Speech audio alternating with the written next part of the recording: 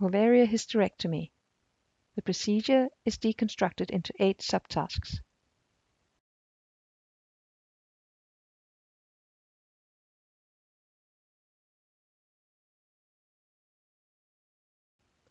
The first subtask is to incise the fascia of the abdominal wall by tenting, making a stab incision, and subsequently enlarge the incision.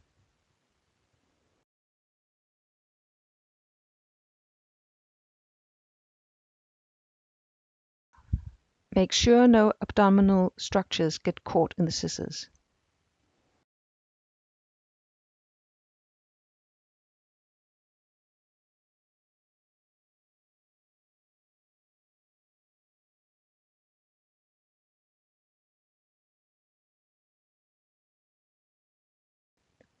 To facilitate the procedure, ask your assistant to act as a retractor.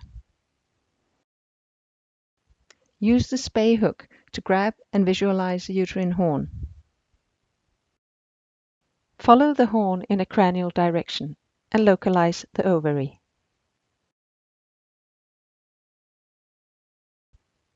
Identify and palpate the suspensory ligament at the cranial part of the ovarian pedicle.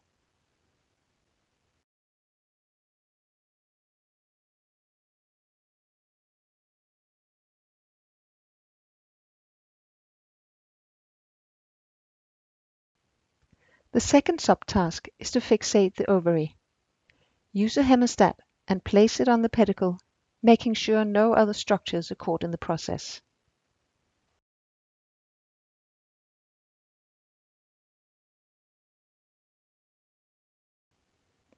The third subtask is to incise the suspensory ligament. This is done carefully by taking small bites at a time until the ligament will let go. Be careful not to put excessive strain on the remaining part of the pedicle after cutting the ligament. Now make a fenestration in the broad ligament in order to perform the fourth subtask, the ligation of the ovarian vessels.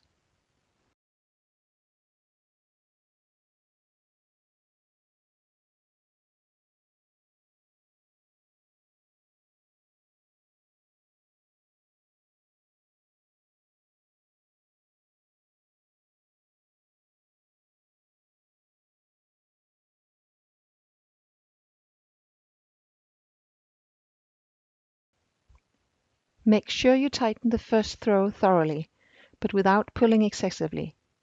Place 5 throws all in all.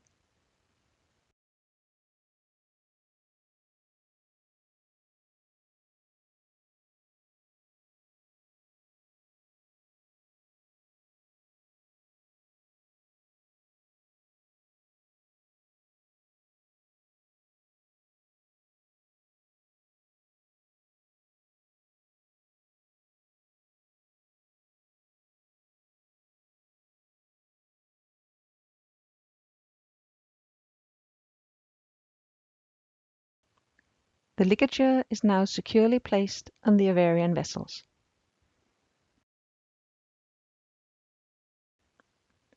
Place an additional hemostat on the pedicle between the first one and the ligature. This ensures that you have a hold on the stump even after cutting. Cut between the 2 hemostats. Gently return the stump into the abdominal cavity, checking for bleeding before letting go.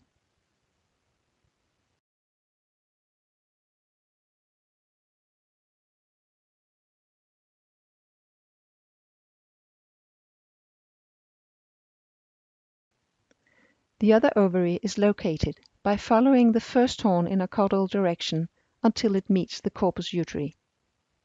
From here, follow the other horn cranially and locate the ovary. You might have to move the bladder in order to find the uterine body.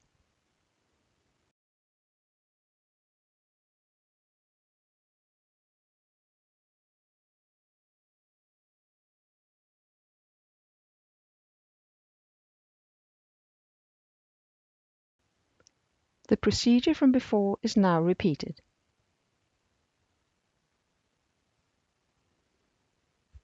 Place a hemostat on the pedicle.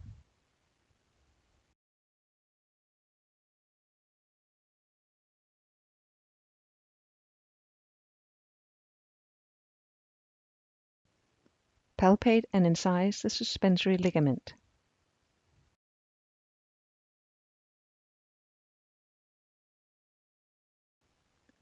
Locate the ovarian vessels, fenestrate the broad ligament, and ligate the vessels.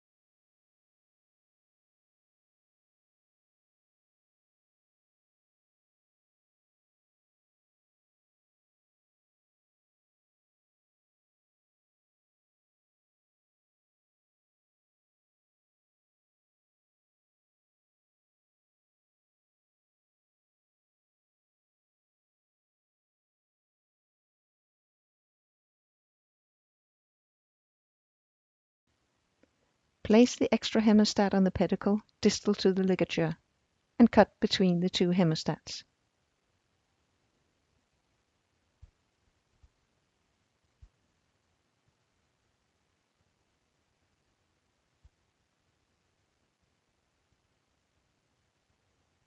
Gently follow the stump and release.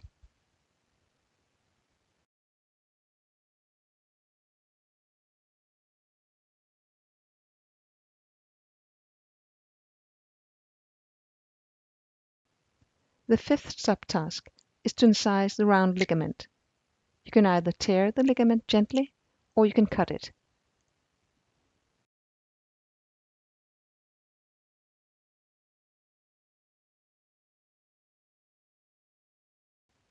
This is done on both sides of the uterus.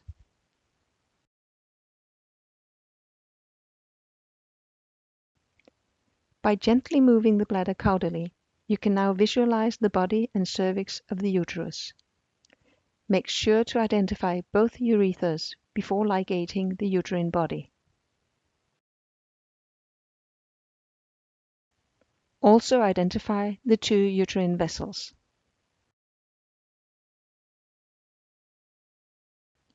The sixth subtask is to place transfixed ligatures on either side of the uterine body, incorporating the uterine vessels. The ligatures are placed at the level of the cervix.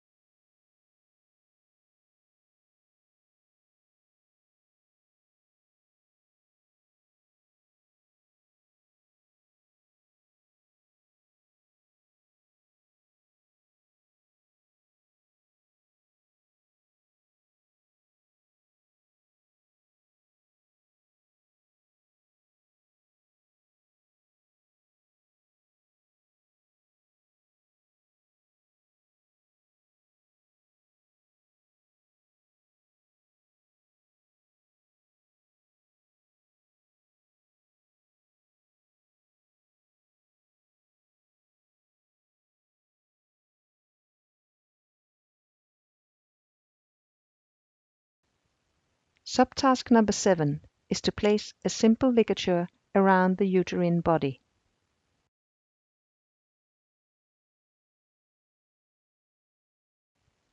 Before ligating, double-check that the urethras are not caught in the ligature. Because of the elasticity and the texture of the tissue in this area, you might want to use a surgeon's knot.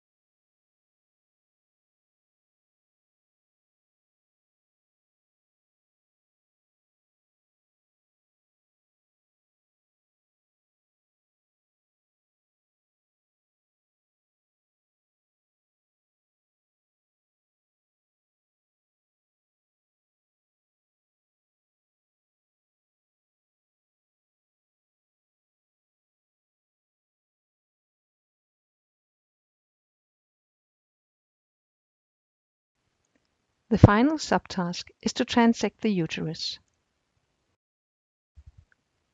Place a hemostat on the corpus cranial to the ligatures, and then incise between the ligatures and the hemostat.